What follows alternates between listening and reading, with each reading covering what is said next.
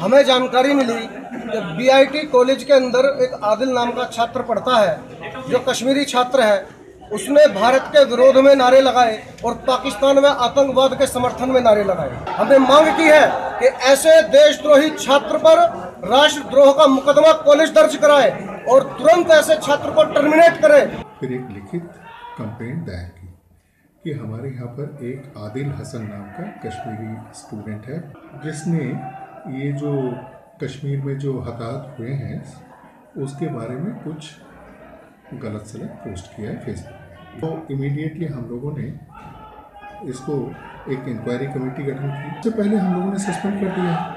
Suspend कर देने के बाद एक प्रोसेस होता है कि हमारे पास साइबर सेल से पुलिस के जो इंस्पेक्टर साहब थे, उन्होंने बोला हम साइबर सेल से आपको बताएंगे कि ये सही है या नहीं। अगर सही है तो फिर टर्मिनेट किया, वो तो जेल जाएगा।